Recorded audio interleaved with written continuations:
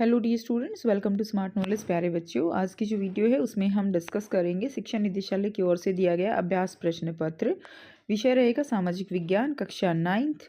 ठीक है, और इसका कंप्लीट सॉल्यूशन हम इस वीडियो में डिस्कस करने वाले हैं। सामान्य निर्देश दिए गए हैं और ये प्रैक्टिस पेपर आपके फाइनल एग्जाम के लिए बहुत बहुत बेनिफिशियल रहने वाला है, क्योंकि यहाँ पे इम्पोर्टेंट क्वेश्चंस जो हैं वो कवर किए गए हैं। सबसे पहले सामान्य निर्देश दिए गए हैं, तो आप यहाँ से देख सकते हो। उसके बाद नेक्स्ट देखिए, शुरू करते हैं। खंड क दिया गया है, बहुविकल्पीय प्रश्न है। पहला प्रश्न है, हिटलर के प्रचार मंत्री का क्या नाम था? तो हिटलर के जो प्रचार मंत्री था उनका नाम था गोबल्स। ठीक है। सेकंड देखिए, नीचे दो कथन दिए गए हैं, अभिकथन और कारण। कथनों को पढ़ना है और सही विकल्प का चयन जो है यहाँ पर वो आपको करना है। संकल्पना दी गई है, समाजवादी निजी संपत्ति का विरोध करते हैं। क्यों करते हैं? क्योंकि संपत्तिधारी व्यक्ति सिर्फ जो है किसके बारे में सोचते हैं? निजी फायदे के बारे में सोचते हैं, ऐसा समाजवादी सोचते हैं। तो ये कथन जो है बिल्कुल सही है, और उसकी जो कारण दिया गया है वो भी सही है कि वो केवल अपने निजी फायदे के बारे में सोचते हैं, इसीलिए वो उसका विरोध करते हैं। तो इसका आंसर आपका ए हो जाएगा कि अभिकथन की सही व्याख्या है। अगला क्वेश्चन है, किसने जो है इंडियाना अमेरिका में नया समन्वय के नाम से एक नए तरह के समुदाय की रचना का प्रयास किया? तो वो कौन थे? Robert Owen. ठीक है। उसके बाद नेक्स्ट क्वेश्चन देखिए, उचित विकल्प की सहायता से रिक्त स्थान की पूर्ति कीजिए। 1914 में रूस और उसके साम्राज्य पर डैश शासन था? तो ये आंसर भी हो जाएगा जार निकोलस टू। नेक्स्ट देखिए, क्वेश्चन नंबर 5 है, दी गई जानकारी के आधार पर नदी की पहचान कीजिए और सही विकल्प का चयन आपको करना है। लंबाई 2900 किलोमीटर है। उद्गम स्थल मानसरोवर झील। और सहायक नदियाँ कौन सी हैं? जास्कर, नुब्रा और श्योक। तो इसमें क्या आंसर आ जाएगा आपका? सिंधु नदी आ जाएगा। नेक्स्ट देखिए, नेक्स्ट क्वेश्चन है, लूनी नदी बहती है उत्तरी मैदानों में, प्रायद्वीपीय पठार में, पश्चिमी घाट पे और जो है भारतीय मरुस्थल में। तो इसमें आंसर आ जाएगा आपका डी, भारतीय मरुस्थल में। नेक्स्ट देखिए, क्वेश्चन नंबर 7 है, स्तंभ क का मिलान स्तंभ ख से करके उचित विकल्प का चयन कीजिए।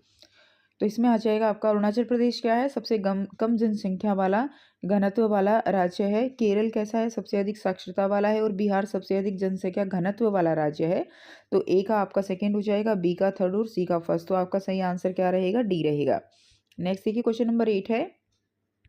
नेक्स्ट क्वेश्चन देखिए, क्वेश्चन नंबर 8 है, निम्नलिखित जानकारी को पढ़िए और उसके लिए सही पारिभाषिक शब्द का चयन कीजिए। तो नागरिकों को किसी भी धर्म को मानने की पूरी स्वतंत्रता है, लेकिन कोई धर्म आधिकारिक नहीं है। सरकार सभी धार्मिक मान्यताओं और आचरणों का समान सम्मान देती है। तो ये क्या है? ये पंथ निरपेक्षता है। ठीक है, क्या हो जाएगा? पंथ निरपेक्ष। नेक्स्ट देखिए, लोकसभा में अनुसूचित जाति के लिए कितनी सीटों को आरक्षित किया गया है? तो 79 सीटों को अनुसूचित जाति के लिए आरक्षित किया गया है। नीचे दिए गए कथन में अभिकथन और कारण कथनों को पढ़िए और सही विकल्प का आपको यहाँ पर चयन करना है। ठीक है। तो अभिकथन रहेगा, एमनेस्टी इंटरनेशनल एक अंतर्राष्ट्रीय मानवाधिकार संगठन है। और कारण रहेगा जो है ग्वांतानामो बे पर अमेरिकी नौ शासन का नियंत्रण था। तो इसमें दोनों ही सही हैं, लेकिन कारण जो है वो अभिकथन की सही व्याख्या नहीं करता है। नेक्स्ट देखिए, क्वेश्चन नंबर 11 है, निम्नलिखित में कौन सा तर्क लोकतंत्र के पक्ष में है? तो कौन सा तर्क लोकतंत्र के पक्ष में है? लोकतंत्र में लोग खुद को स्वतंत्र और समान मानते हैं, ये भी ठीक है। लोकतंत्र व्यवस्थाएं दूसरों की तुलना में टकराव में ज़्यादा अच्छे से सुलझाती हैं, और लोकतंत्र सरकारें लोगों के प्रति ज़्यादा उत्तरदायी होती हैं। तो तीनों ही इसमें कथन जो है हमारे सत्य हैं। तो हमारा आंसर डी हो जाएगा, फर्स्ट, सेकेंड और थर्ड कथन सत्य हैं। नेक्स्ट देखिए, क्वेश्चन नंबर 12 है, निम्नलिखित में से कौन राजनीतिक कार्यपालिका का हिस्सा होता है? तो गृह मंत्री जो है वो राजनीतिक कार्यपालिका का हिस्सा होता है। नेक्स्ट है क्वेश्चन नंबर 13, दक्षिण अफ्रीका का लोकतांत्रिक स्वाधीन संविधान बनाने में इनमें कौन सा टकराव सबसे महत्वपूर्ण था? तो कौन सा टकराव था? गोरे अल्पसंख्यक जो है और अश्वेत बहुसंख्यक, उनका टकराव था। नेक्स्ट देखिए, निम्नलिखित में से कौन भारतीय संविधान सभा का सदस्य नहीं था? डॉक्टर भीमराव अंबेडकर, राजेंद्र प्रसाद, जयपाल सिंह और लॉर्ड कैनिंग। तो लॉर्ड कैनिंग जो है इसमें सही आंसर हो जाएगा। निम्नलिखित में से कौन सा प्राथमिक क्षेत्र की गतिविधि का उदाहरण है? तो प्राथमिक क्षेत्र की गतिविधियां कौन सी होती हैं? जो डायरेक्ट नेचुरल रिसोर्सेज से जुड़ी होती हैं, एग्रीकल्चर से जुड़ी होती हैं, तो वो जो है प्राइमरी सेक्टर की एक्टिविटीज होती हैं। तो इसमें आपका आंसर जो है माइनिंग आ जाएगा, यानी खनन आ जाएगा। नेक्स्ट देखिए, क्वेश्चन नंबर 16 दिया गया है, श्रम बल जनसंख्या में वे लोग शामिल किए जाते हैं जिनकी उम्र होती है। तो जिनकी उम्र कितने से कितने हैं? 15 से लेकर 59 वर्ष के बीच है उनको श्रम बल जनसंख्या में शामिल किया जाता है। नेक्स्ट क्वेश्चन है, नीचे दिए गए दो कथन दिए गए हैं, अभिकथन और कारण इनको पढ़ना है और सही विकल्प का चयन करना है। अभिकथन दिया गया है, भारत में निर्धनता रेखा से ऊपर के लिए स्वीकृत कैलोरी आवश्यकता ग्रामीण क्षेत्रों में 2400 कैलोरी प्रति व्यक्ति प्रतिदिन है, जबकि नगरीय क्षेत्रों में 2100 कैलोरी प्रति व्यक्ति है। तो देखिए, निर्धनता रेखा से ऊपर स्वीकृत कैलोरी आवश्यकता ग्रामीण में गांव में ज़्यादा रहेगी और शहर में क्या है, नगर में कम है, क्योंकि वहाँ पे फिजिकल वर्क ज़्यादा होता है। ग्रामीण क्षेत्रों में रहने वाले लोग अधिक शारीरिक कार्य करते हैं। तो दोनों ही कथन सत्य हैं और इसका कारण भी क्या दिया गया है, सत्य दिया गया है। तो आंसर हमारा ए हो जाएगा। नेक्स्ट देखिए, क्वेश्चन नंबर 18 है, भारत में निर्धनता रेखा का आकलन किस संस्था के द्वारा किया जाता है? तो किस संस्था के द्वारा किया जाता है? ये है राष्ट्रीय प्रतिदर्श सर्वेक्षण संगठन के द्वारा किया जाता है निर्धनता रेखा का आकलन, राष्ट्रीय प्रतिदर्श सर्वेक्षण संगठन। क्वेश्चन नंबर 19 है, निम्नलिखित में से कौन सा खाद्य असुरक्षा से प्रभावित वर्ग है? तो इसमें क्या आ जाएगा, खाद्य असुरक्षा से प्रभावित वर्ग जो भूमिहीन है और निराश्रित है। ठीक है, तो वो जो है खाद्य सुरक्षा से प्रभावित वर्ग है। तो इसमें हमारा केवल आंसर 1 और 3 आ जाएगा। नेक्स्ट देखिए, क्वेश्चन नंबर 20 है, अन्नपूर्णा योजना का लक्षित समूह कौन सा है? अन्नपूर्णा योजना जो है वो दीन वरिष्ठ नागरिकों के लिए स्टार्ट की गई है। तो यही इसका लक्षित समूह जाएगा, दीन वरिष्ठ नागरिक। खंड ख में दिया गया है, ये आपके एक नंबर के क्वेश्चन थे 20। अब हम करेंगे 2 मार्क्स के क्वेश्चन। ठीक है, क्वेश्चन नंबर 21 देखिए, अति लघु उत्तरीय प्रश्न रहेगा। प्रेस से सेंसरशिप हटाने के उपरांत फ्रांसीसी समाज में क्या परिवर्तन हुए? आंसर रहेगा, फ्रांस में प्रेस सेंसरशिप हटने से अभिव्यक्ति की स्वतंत्रता जो है वो बढ़ गई, जिससे एक अधिक जीवंत और सूचित सार्वजनिक संवाद जो है संभव हुआ। इससे नए विचारों के प्रसार को बढ़ावा दिया और राजनीतिक बहसों को जो है क्या किया, प्रेरित किया और एक अधिक सक्रिय और संलग्न नागरिक समाज के विकास में योगदान दिया। नेक्स्ट क्वेश्चन है, भारत में ग्रीष्म ऋतु की विशेषताओं का वर्णन करना है या भारत में मानसून के आगमन पर आपको टिप्पणी लिखनी है? दोनों में से कोई ये करना है। ठीक है, तो दोनों के आंसर हम देखेंगे। 22 का आंसर रहेगा, भारत में ग्रीष्म ऋतु की विशेषताएं क्या रहेंगी? भारत में ग्रीष्म ऋतु उच्च तापमान की आवश्यकता है, उच्च तापमान की विशेषता है और विशेषकर उत्तरी मैदानों में जहां तापमान अक्सर 40 डिग्री सेल्सियस से अधिक हो जाता है। यह मौसम सामान्यतः कब से कब तक रहता है? मार्च से जून तक चलता है और इसे लू के नाम से जाने वाले सूखे गर्म हवाओं के साथ साथ अधिक वाष्पीकरण और निम्न आर्द्रता स्तरों से चिन्हित किया जाता है। यानी इस मौसम में क्या चलती हैं? लू चलती हैं और गर्म हवाएं चलती हैं। अधिक से अधिक क्या होता है? वाष्पीकरण होता है। ठीक है, तो ये इसकी विशेषताएं हो जाएंगी। उसके बाद मानसून की विशेषता बतानी है, तो भारत में मानसून की शुरुआत कब होती है? भारत में मानसून का मौसम दक्षिण पश्चिम मानसून के हवाओं के आगमन के साथ शुरू होता है, जो आमतौर पर जून की शुरुआत में होता है। ये हमारे भारतीय महासागर में नमी लाती हैं, जिससे केरल जैसे तटीय राज्यों में भारी वर्षा शुरू होती है और धीरे धीरे उत्तर की ओर बढ़ती है, जो गीले मौसम की शुरुआत को चिन्हित करती है। अगला क्वेश्चन है, किसी भी देश को संविधान की आवश्यकता क्यों होती है? इसका वर्णन आपको करना है। किसी भी देश को संविधान की जरूरत क्या है और किस तरह से संविधान हमारे देश को चलाने में सहायता करता है? आंसर लिखेंगे, किसी देश को संविधान की आवश्यकता होती है ताकि वह उन मौलिक सिद्धांतों और कानूनों की स्थापना कर सके जो राष्ट्र का शासन करते हैं। यह सरकार के संगठन के लिए एक ढांचा प्रदान करता है, नागरिकों के अधिकारों और कर्तव्यों को रेखांकित करता है, कानून के शासन को सुनिश्चित करता है और लोकतांत्रिक मूल्यों और न्याय को जो है क्या है, न्याय की सुरक्षा करता है। अगला क्वेश्चन है, भारत में गरीबी के प्रमुख कारणों की विवेचना कीजिए। तो गरीबी के क्या क्या कारण हो सकते हैं भारत में? तो सबसे पहला कारण क्या रहेगा? सबसे पहला कारण रहेगा उच्च जनसंख्या वृद्धि, जो संसाधनों की अधिक मांग पैदा करती है। दूसरा रहेगा बेरोजगारी। तीसरा रहेगा आर्थिक असमानता और धन का असमान वितरण है। फोर्थ है शिक्षा और स्वास्थ्य सेवाओं तक सबकी पहुंच न होना, यानी सभी जो बच्चे हैं उन तक शिक्षा नहीं पहुंच पाती है, स्वास्थ्य सेवाएं नहीं पहुंच पाती हैं जनसंख्या वृद्धि के कारण। ऐतिहासिक कारक, जिसमें उपनिवेश शोषण शामिल है, यानी बहुत सालों तक गुलामी के कारण जो रिसोर्सेज हैं उनमें भी कमी आई, जिसकी वजह से जो आप कह सकते हो कि गरीबी जो है वो ज़्यादा है। नेक्स्ट देखिए, खंड ग दिया गया है, लघु उत्तरीय प्रश्न रहेंगे। तो इसमें आपको 3-3 नंबर के क्वेश्चन देखने को मिलेंगे। तो क्वेश्चन नंबर 25 है, निर्धनता असुरक्षित समूहों को कैसे प्रभावित करता है? वर्णन कीजिए।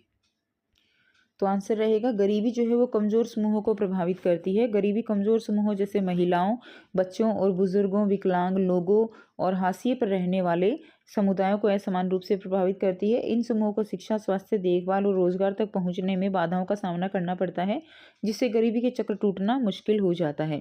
उदाहरण के लिए महिलाओं और बच्चों में कुपोषण और सीमित शैक्षिक अवसरों की दरें अधिक हो सकती हैं। बुजुर्गों और विकलांग लोगों को उचित देखभाल और समर्थन प्राप्त करने में चुनौतियों का सामना करना पड़ सकता है।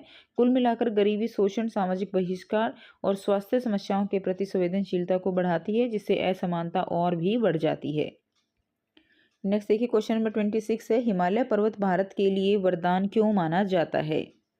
तो यहाँ पे आपको बताना है कि हिमालय पर्वत की कौन कौन सी विशेषताएं हैं जिससे उसको हमारे देश के लिए वरदान माना जाता है।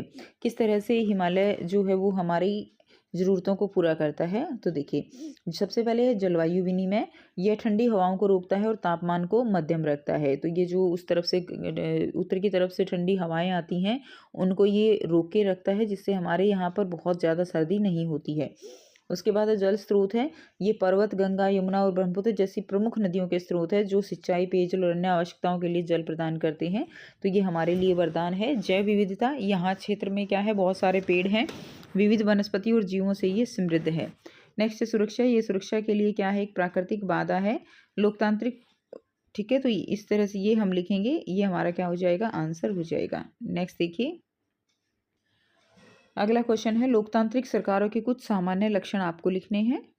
तो लोकतांत्रिक सरकार की विशेषताएं क्या होंगी? लोकतांत्रिक सरकार जो है वो लोगों द्वारा शासन होता है, नागरिक नेता चुनते हैं, स्वतंत्र और निष्पक्ष चुनाव होते हैं, नियमित और निष्पक्ष चुनाव, अधिकारों की सुरक्षा, तो स्वतंत्रता और समानता सुनिश्चित करता है, कानून का शासन, हर कोई जो है क्या होता है, कानून के अधीन होता है, और जवाबदेही, तो नेता नागरिकों के प्रति क्या रहते हैं, उत्तरदायी होते हैं। तो ये प्रमुख रूप से लोकतांत्रिक सरकार की क्या रहेंगी, विशेषताएं रहेंगी।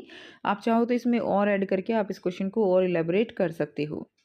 उसके बाद नेक्स्ट क्वेश्चन दिया गया है, यदि आप विद्यालय के नियम निर्माण समिति के सदस्य होते तो विद्यालय के लिए कौन कौन से नियम सुनिश्चित करते? किन्हीं 3 को आपको लिखना है।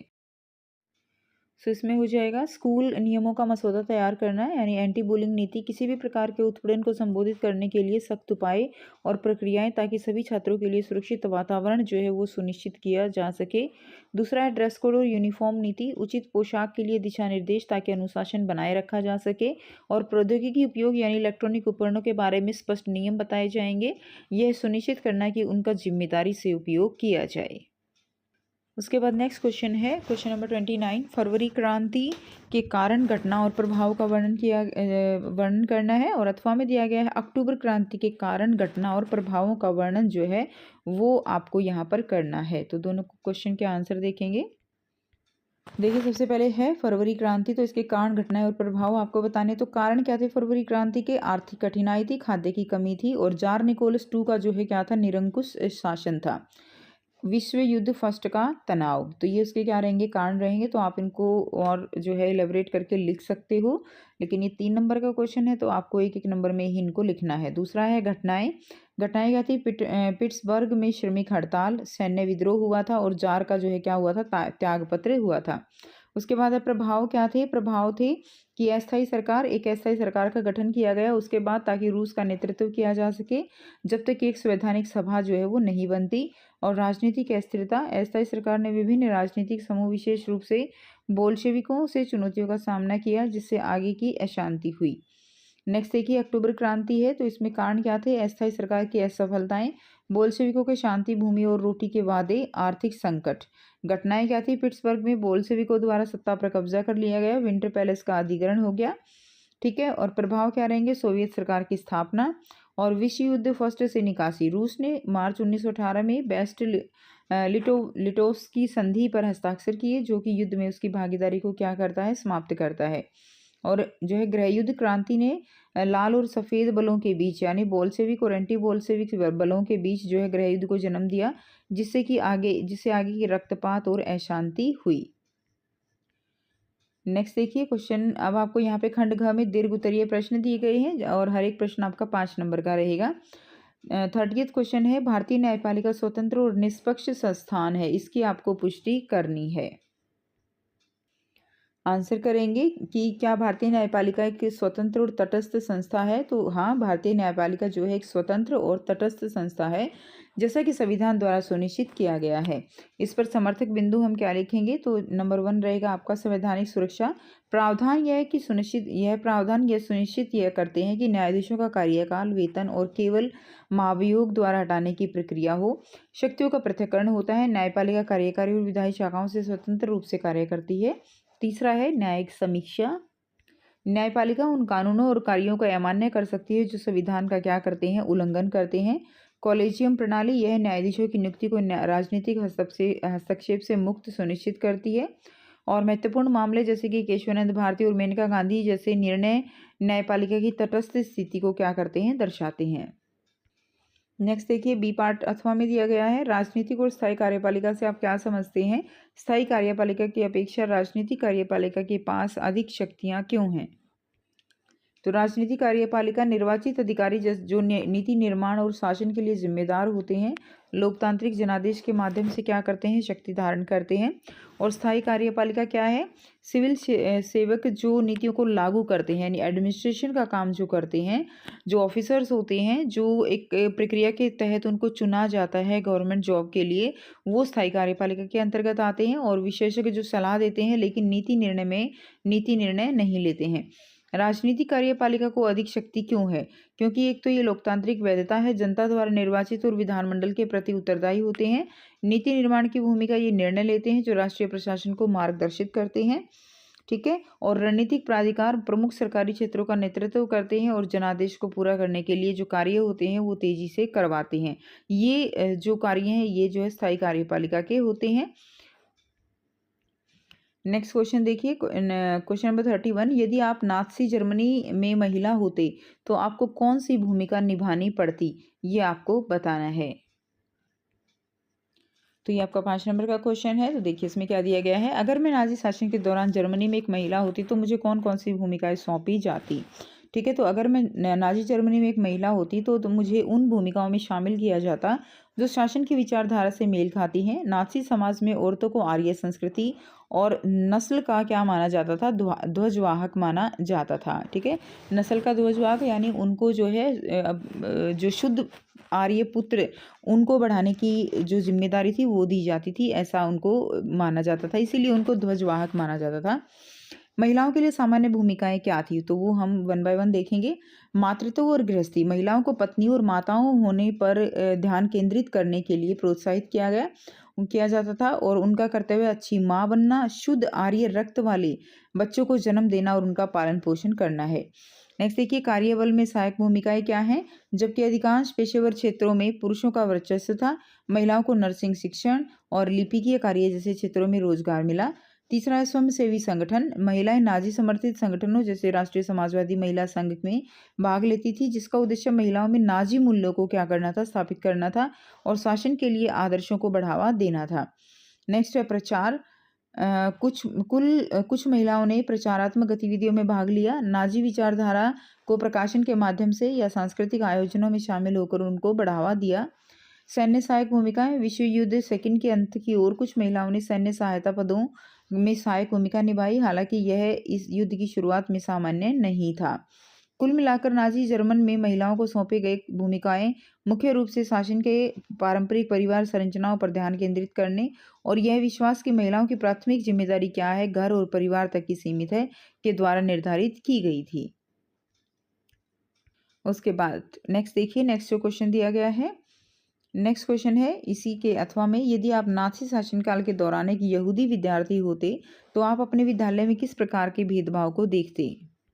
तो देखिए, जो यहूदी छात्र थे उनके साथ कौन कौन से भेदभाव किए जाते थे। तो नाज़ी शासन के दौरान एक यहूदी छात्र को स्कूल में गंभीर और प्रणालीबद्ध भेदभाव का सामना करना पड़ता, जो सरकार की व्यापक यहूदी विरोधी नीतियों को दर्शाता है। यहाँ कुछ विशेष भेदभाव के रूपों का वर्णन किया गया है। सबसे पहला है विभाजन। तो यहूदी छात्रों को संभवतः अपने गैर यहूदी सहपाठियों से अलग कर दिया गया होगा। उन्हें विशेष रूप से यहूदी छात्रों के लिए तैयार की गई अलग कक्षाओं या स्कूल में जाना पड़ सकता था, जो अक्सर कम फंड और संसाधनों से भरे होते थे। गतिविधियों से बाहर रखा जाना, यहूदी छात्रों को सह पाठ्यक्रम गतिविधियों जैसे खेल, टीमों, क्लब, स्कूल आयोजनों में भाग लेने से प्रतिबंधित किया जा सकता था, जिससे उनके बड़े छात्र समुदाय से अलगाव बढ़ाता था। बढ़ता था। पाठ्यक्रम में परिवर्तन, शैक्षिक पाठ्यक्रम में यहूदी विरोधी सामग्री को शामिल करने के लिए संशोधन किया होगा जो यहूदियों के बारे में नकारात्मक रूढ़ियों को बढ़ावा देता और संस्कृति और समाज में यहूदियों के योगदान को बाहर करता है। उत्पीड़न और दुर्व्यवहार, यहूदी छात्रों को नाजी विचारधारा से प्रभावित सहपाठियों द्वारा उत्पीड़न, दुर्व्यवहार और दुश्मनी का सामना करना पड़ता, जिससे मौखिक अपमान और शारीरिक हिंसा शामिल हो सकती है। नेक्स्ट देखिए, शैक्षणिक अवसरों पर प्रतिबंध। तो यहूदी छात्रों को शैक्षणिक उन्नति में सीमाओं का सामना करना पड़ सकता था, जैसे कि कुछ स्कूलों में जाने से या उच्च शिक्षा प्राप्त करने से प्रतिबंधित होना। कुल मिलाकर इस समय एक यहूदी छात्र होने का अनुभव निरंतर भेदभाव, बहिष्कार और हिंसा के खतरे से चिन्हित होता, जो शैक्षिक अवसरों और व्यक्तिगत विकास पर गहरा असर डालता। अगला प्रश्न है क्वेश्चन नंबर 32। भारत के संदर्भ में बेरोजगारी को परिभाषित कीजिए और भारत में पाई जाने वाली विभिन्न प्रकार की बेरोजगारी का एक एक आपको यहाँ पर क्या देना है, उदाहरण। तो आंसर रहेगा, भारत में बेरोजगारी जो है क्या है, बेरोजगारी वह स्थिति है जब कोई व्यक्ति सक्रिय रूप से नौकरी की तलाश करता है और उसे काम नहीं मिल पाता, तो वो क्या है, वो बेरोजगारी है। तो भारत में बेरोजगारी के कौन कौन से प्रकार हो सकते हैं। तो सबसे पहला छिपी हुई बेरोजगारी। यह बेरोजगारी का एक प्रकार है जहां काम करने वाले लोग वास्तव में जरूरत से ज़्यादा होते हैं। छिपी हुई बेरोजगारी आमतौर पर असंगठित क्षेत्रों या कृषि क्षेत्रों में पाई जाती है। दूसरी टाइप की बेरोजगारी रहेगी संरचनात्मक बेरोजगारी। यह बेरोजगारी तब पैदा होती है जब कामगारों के कौशल और बाजार में नौकरियों की उपलब्धता के बीच कोई मेल नहीं होता है। ठीक है, यानी टैलेंट अलग होता है लेकिन उसकी मार्केट में डिमांड नहीं होती है। नेक्स्ट है मौसम बेरोजगारी। बेरोजगारी की वह स्थिति जब लोगों के पास कुछ निश्चित मौसमों के दौरान काम नहीं होता। जैसे भारत में मजदूरों के पास पूरे वर्ष शायद ही कोई काम हो, क्योंकि आजकल अब क्या आ गई हैं, मशीनें आ गई हैं, तो सारा काम मशीनों के द्वारा किया जाता है। नेक्स्ट देखिए कमजोर बेरोजगारी। इस बेरोजगारी के तहत लोगों को बेरोजगार माना जाता है। लोगों को अनौपचारिक रूप से काम दिया जाता है, यानी बिना किसी उचित नौकरी अनुबंध के, और इस तरह उनके काम का रिकॉर्ड भी नहीं रखा जाता है। यह भारत में बेरोजगारी के प्रमुख प्रकारों में से एक है।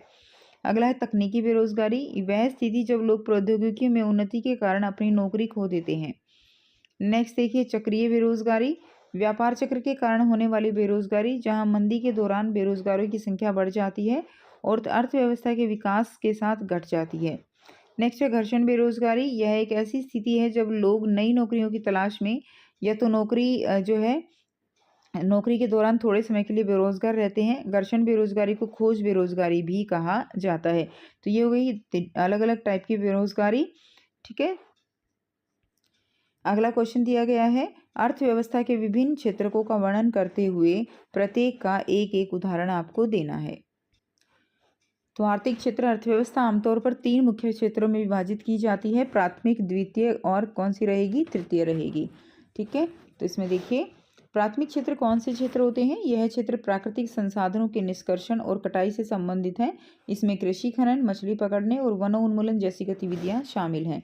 उदाहरण रहेगा जैसे कृषि, जैसे गेहूं की खेती है। द्वितीय क्षेत्र होता है, इस क्षेत्र में निर्माण और औद्योगिक गतिविधियां शामिल हैं, जहां प्राथमिक क्षेत्र से कच्चे माल को तैयार वस्तुओं में परिवर्तित किया जाता है। उदाहरण जैसे ऑटोमोबाइल निर्माण है, कारों की असेंबली वगैरह की जाती है। तृतीय क्षेत्र, यह क्षेत्र वस्तुओं के बजाय सेवाएं प्रदान करता है। इसमें खुदरा, स्वास्थ्य देखभाल, शिक्षा और आतिथ्य जैसे उद्योग जो है वो क्या है, शामिल हैं। उदाहरण रहेगा खुदरा सेवाएं। नेक्स्ट क्वेश्चन देखिए, क्वेश्चन नंबर 33 है, भारत में मानसून एकता का परिचायक है, इस कथन का मूल्यांकन करना है। तो भारत में जो मानसून है वो एकता का परिचायक कैसे है, तो इसमें हम लिखेंगे नंबर 1 पॉइंट आप लिख सकते हो, सांस्कृतिक महत्व है। मानसून का मौसम देश भर में विभिन्न सांस्कृतिक प्रथाओं, त्योहार और अनुष्ठानों को प्रभावित करता है। ठीक है, त्योहार जैसे जो तीज होती है, ठीक है, तीज है, ओणम है, सीधे मानसून की वर्षा से जुड़े होते हैं और इन त्योहारों को बड़े ही धूमधाम से आपस में मनाया जाता है, जो कि एकता का प्रतीक है। कृषि पर निर्भरता, भारतीय जनसंख्या का एक बड़ा हिस्सा वो कृषि पर निर्भर करता है, जो मानसून की वर्षा पर बहुत अधिक निर्भर करती है। नेक्स्ट है भौगोलिक विविधता। मानसून विभिन्न क्षेत्रों को अद्वितीय तरीके से प्रभावित करता है, फिर भी यह उन्हें एक सामान्य पैटर्न के तहत एकजुट करता है। आर्थिक प्रभाव क्या होंगे, मानसून का मौसम विभिन्न क्षेत्रों जैसे कृषि, जल आपूर्ति और यहाँ तक कि पर्यटन को भी प्रभावित करता है। यह आर्थिक अंतर संबंध विभिन्न राज्यों और समुदायों को जोड़ता है, जो मानसून की भूमिका को राष्ट्रीय अर्थव्यवस्था में उजागर करता है। उसके बाद प्रवासन और आंदोलन। कृषि कार्य के लिए मौसमी प्रवासन अक्सर मानसून के पैटर्न के जवाब में होता है। इसका मतलब क्या है कि जैसे मौसम जो चेंज होता है तो लोग जो है वो एक जगह से दूसरी जगह काम ढूंढने के लिए भी निकलते हैं। जो विभिन्न क्षेत्रों के बीच बातचीत और सांस्कृतिक आदान प्रदान को भी बढ़ावा देता है। तो संक्षेप में मानसून भारत में एक महत्वपूर्ण एकीकृत कारक के रूप में कार्य करता है, जो न केवल भौतिक पर्यावरण को आकार देता है बल्कि राष्ट्र के सामाजिक, सांस्कृतिक और आर्थिक ताने बाने को भी प्रभावित करता है। नेक्स्ट क्वेश्चन देखिए, भारत की जलवायु को प्रभावित करने वाले कारकों पर एक संक्षिप्त नोट जो है वो आपको लिखना है।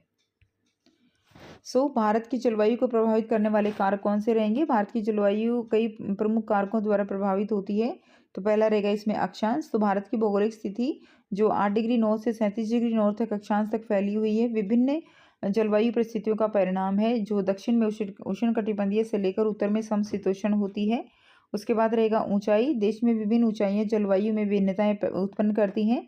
हिमालय ठंडी हवाओं के लिए एक बाधा के रूप में कार्य करते हैं और मानसून के पैटर्न को प्रभावित करते हैं। समुद्र से दूरी है, तो तटीय क्षेत्रों में समशीतोष्ण जलवायु पाई जाती है, जिसमें मध्यम तापमान और उच्च आर्द्रता होती है, जबकि आंतरिक क्षेत्रों में अधिक महाद्वीपीय जलवायु होती है, जिसमें अत्यधिक तापमान होता है। उसके बाद मानसून की हवाएं। तो दक्षिण पश्चिम मानसून जो है एक महत्वपूर्ण जलवायु विशेषता है, जो गर्मियों महीने में अधिकांश हिस्से में भारी वर्षा लाता है, कृषि पर प्रथाओं और जल संसाधनों को महत्वपूर्ण रूप से प्रभावित करता है। नेक्स्ट, मौसमी विविधता। भारत जो है 4 मुख्य मौसमों का अनुभव करता है: सर्दी, गर्मी, मानसून और बाद का मानसून। ठीक है, प्रत्येक सूर्य की स्थिति में परिवर्तन और हवा के पैटर्न में संबंधित परिवर्तनों द्वारा प्रभावित होता है। महासागरीय धाराएं भारतीय महासागर और आसपास के समुद्र जलवायु को प्रभावित करते हैं, विशेष रूप से तटीय क्षेत्रों में वर्षा के पैटर्न और तापमान को प्रभावित करते हैं। तो इस तरह से सारे पॉइंट्स आप लिख सकते हो। और ये कारक जो है जटिल जलवायु प्रणाली बनाने के लिए मिलकर काम करते हैं, जिसके परिणाम स्वरूप भारत की समृद्ध जैव विविधता और विविध कृषि प्रथाएं होती हैं। नेक्स्ट देखिए, खंड अ दिया गया है, केस आधारित प्रश्न इसमें रहेंगे। प्रत्येक प्रश्न आपका 4 नंबर का रहेगा। क्वेश्चन नंबर 34 है, अनुच्छेद को पढ़कर आपको जो है सभी प्रश्नों के उत्तर देने हैं। 1929 में पार्टी ने सभी किसानों को सामूहिक खेतों को क्या कहा जाता था? कोलखोज कहा जाता था, में काम करने का आदेश जारी कर दिया। ज़्यादातर जमीन और साजो सामान सामूहिक खेतों के स्वामित्व में सौंप दिए। सभी किसान सामूहिक खेतों पर कार्य करते थे और कोलखोज के मुनाफे को सभी किसानों के बीच बांट दिया जाता था। जितना भी मुनाफा होता था सामूहिक खेतों में सभी के बीच बांट दिया जाता था, चाहे कोई काम ज़्यादा करता था, चाहे कोई काम कम करता था। इस फैसले से गुस्साए किसानों ने सरकार का विरोध किया और वे अपने जानवरों को खत्म करने लगे। 1929 से 1931 के बीच मवेशियों की संख्या जो है वो 1/3 कमी आ गई। सामूहिकीकरण का विरोध करने वाले को सख्त सजा दी जाती थी। बहुत सारे लोगों ने निर्वासनीय आदेश निकाला दे दिया गया। सामूहिकीकरण का विरोध करने वाले किसानों का कहना था कि ना तो वे अमीर हैं, ठीक है, न तो वे अमीर हैं और न ही समाजवाद के विरोधी हैं। वे बस विभिन्न कारणों से सामूहिक खेतों पर काम नहीं करना चाहते। स्टालिन सरकार ने सीमित स्तर पर स्वतंत्र किसानों की व्यवस्था भी जारी रहने दी, लेकिन ऐसे किसानों को कोई खास मदद नहीं दी जाती थी। नेक्स्ट देखिए, प्रश्न है कि रूस में सामूहिकीकरण कार्य किसने शुरू किया? तो सामूहिकीकरण का जो था वो किसने शुरू किया? स्टालिन ने किया। ठीक है, जोसेफ स्टालिन ने किया। तो यहाँ से आंसर हो जाएगा स्टालिन। उसके बाद है नेक्स्ट है कोलखोज क्या थे? तो सामूहिक खेत जो थे उन्हीं को क्या कहा जाता था? कोलखोज कहा जाता था। तो सामूहिक खेतों को क्या कहा जाता था? कोलखोज कहा जाता था। ये आप आंसर लिख दोगे, सामूहिक खेतों को कोलखोज कहा जाता था। नेक्स्ट है रूस में सामूहिकी कार्यक्रम किस प्रकार लागू किया गया? तो आंसर आप यहाँ से भी लिख सकते हो। रूस में सामूहिकी कार्यक्रम की शुरुआत जोसेफ स्टालिन ने की थी। कोलखोज में किसान अपने सभी संसाधनों जैसे जमीन, पशुधन और श्रम इन सब का क्या करते हैं? साझा करते थे। तो उनको क्या कहा जाता था? सामूहिक खेतों को कोलखोज। नेक्स्ट देखिए, इस कार्यक्रम के तहत किसानों को सामूहिक खेतों पर एक साथ काम करने के लिए मजबूर किया गया, जिन्हें कोलखोज के नाम से जाना जाता था। तो इस तरह से कोलखोज कार्यक्रम की शुरुआत हुई थी। नेक्स्ट देखिए, अगला प्रश्न है, अनुच्छेद को पढ़कर पूछे गए प्रश्नों के उत्तर आपको देने हैं। 2011 की जनगणना के अनुसार देश की सबसे अधिक जनसंख्या वाला राज्य कौन सा है? उत्तर प्रदेश है, जहां की कुल आबादी 1990 लाख है। उत्तर प्रदेश में देश की कुल जनसंख्या का 16% हिस्सा निवास करता है। दूसरी ओर हिमालय क्षेत्र के राज्य सिक्किम की आबादी केवल 6 लाख ही है तथा लक्षद्वीप में केवल 64,429 लोग जो है वो निवास करते हैं। भारत की लगभग आधी आबादी केवल 5 राज्यों में निवास करती है। ये राज्य हैं उत्तर प्रदेश, महाराष्ट्र, बिहार, पश्चिम बंगाल और आंध्र प्रदेश। अगर हम क्षेत्रफल की दृष्टि से देखें तो राजस्थान जो है वो क्या है? सबसे बड़ा राज्य है और जिसकी आबादी भारत की कुल जनसंख्या का केवल 5.5% है। तो आंसर क्वेश्चन देखेंगे, क्षेत्रफल की दृष्टि से भारत का सबसे बड़ा राज्य कौन सा है? तो राजस्थान जो है वो क्षेत्रफल की दृष्टि से भारत का सबसे बड़ा राज्य है। ठीक है। जनगणना किसे कहते हैं? ठीक है। और भारत में जनगणना के असमान वितरण के कोई 2 कारण आपको बताने हैं। तो आंसर रहेगा, जनगणना क्या है? जनगणना एक प्रक्रिया है जो जनसंख्या के बारे में जनसांख्यिकीय डेटा एकत्रित करने के लिए होती है। और असमान जनसंख्या वितरण के कारण क्या रहेंगे? भौगोलिक कारण, जैसे उपजाऊ भूमि और जलवायु जहाँ अच्छी होगी वहाँ पे जनसंख्या ज़्यादा होती है। आर्थिक अवसर, जहाँ रोजगार की उपलब्धता ज़्यादा होगी वहाँ भी क्या होगा? जनसंख्या ज़्यादा रहेगी। उसके बाद नेक्स्ट क्वेश्चन देखिए, अनुच्छेद को पढ़कर पूछे गए प्रश्नों के उत्तर आपको देने हैं। भारत में विशेषकर देश के दक्षिणी और पश्चिमी भागों में सहकारी समितियां भी खाद्य सुरक्षा में एक महत्वपूर्ण भूमिका निभा रही हैं। सहकारी समितियां निर्धन लोगों को खाद्यान्न की बिक्री के लिए कम कीमत वाली दुकानें खोलती हैं। उदाहरण है, तमिलनाडु में जितनी राशन की दुकानें हैं उनमें से करीब 94% सहकारी समितियों के माध्यम से चलाई जाती हैं। ठीक है, यानी जो एडिट होती हैं। दिल्ली में मदर डेयरी उपभोक्ताओं को दिल्ली सरकार द्वारा निर्धारित नियंत्रित दरों पर दूध और सब्जियां उपलब्ध कराने में तेजी से प्रगति कर रही है। गुजरात में दूध और दूध उत्पादों में अमूल और एक सफल सहकारी समिति का उदाहरण है। इसने देश में श्वेत क्रांति ला दी है, अमूल ने। और देश के विभिन्न भागों में कार्यरत सहकारी समितियों के अनेक उदाहरण देखने को मिलते हैं जिन्होंने समाज के विभिन्न वर्गों के लिए खाद्य सुरक्षा सुनिश्चित कराई है। तो 35 पॉइंट फर्स्ट रहेगा, उस सहकारी समिति का नाम बताइए जो श्वेत क्रांति से जुड़ी थी। ठीक है, तो कौन सी उस सहकारी समिति का नाम बताना है जो श्वेत क्रांति से जुड़ी थी, तो वो कौन सी है? अमूल है। उसके बाद दिल्ली में कार्यरत एक सहकारी समिति का नाम लिखिए, तो कौन सी है? Mother dairy. दिल्ली में क्या है? Mother dairy. भारत में खाद्य सुरक्षा सुनिश्चित करने में सहकारी समितियां किस प्रकार सहायक हैं? तो देखिए, सहकारी समाज जो है भारत में खाद्य सुरक्षा सुनिश्चित करते हैं, सस्ते सामान प्रदान करके, उचित मूल्य और गुणवत्ता सुनिश्चित करके, स्थानीय किसानों का समर्थन करके और वितरण जो है नेटवर्क को सुदृढ़ करके ये जो है खाद्य सुरक्षा सुनिश्चित करते हैं। उसके बाद नेक्स्ट देखिए, खंड 6 दिया गया है, मानचित्र आधारित प्रश्न रहेंगे। तो फ्रांस के राजनीतिक मानचित्र में ए और बी 2 लक्षण जो है अंकित किए गए हैं, यानी जो वर्ल्ड का मैप है उसमें।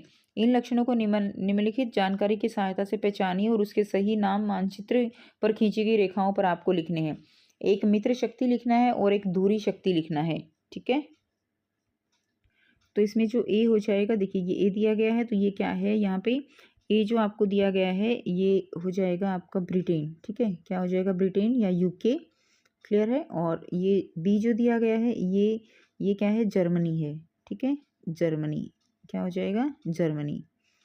बी का आंसर जर्मनी हो जाएगा और ए जो फर्स्ट का आंसर है वो क्या हो जाएगा? ब्रिटेन हो जाएगा, यूनाइटेड किंगडम हो जाएगा। नेक्स्ट देखिए, अगला क्वेश्चन दिया गया है, भारत के इसी राजनीतिक रेखा मानचित्र में निम्नलिखित में से किन्हीं 3 को आपको अंकित करना है। उड़ीसा को बताना है, मालवा का पठार, सांबर झील और भारत में सर्वाधिक जनसंख्या घनत्व वाला राज्य। सर्वाधिक जनसंख्या घनत्व वाला राज्य कौन सा है? बिहार है। ठीक है, कौन सा है? बिहार। ऊपर भी पढ़ा था हमने। तो इसमें बिहार, उड़ीसा, मालवा का पठार और सांबर झील आपको बताना है। तो यहाँ से इसका आंसर करेंगे इंडिया के मैप पे। यहाँ पे ये क्या हो जाएगा? ये जो है सांबर लेक हो जाएगा, सांबर झील। उसके बाद इतना एरिया ये किसका रहेगा? मालवा प्लेटू यानी मालवा पठार रहेगा। उसके बाद ये जो है ये हो जाएगा बिहार। और हमें और क्या बताना है? उड़ीसा। तो ये हो जाएगा उड़ीसा राज्य। ठीक है, तो इस तरह से आप इसका आंसर कर सकते हो। उसके बाद नेक्स्ट ये दृष्टिबाधित छात्रों के लिए दिए गए हैं, तो इनको आप एक बार ज़रूर देख लीजिएगा। क्लियर। तो ये था कंप्लीट पेपर। आई होप आपको कंप्लीट पेपर का सॉल्यूशन समझ आ गया है। फिर भी अगर कोई डाउट है तो आप पूछ सकते हो। वीडियो अच्छी लगे तो वीडियो को ज़रूर लाइक करना, शेयर करना, चैनल को करना सब्सक्राइब। मिलते हैं आपसे नेक्स्ट वीडियो में। Till then take care, bye bye and have a nice day.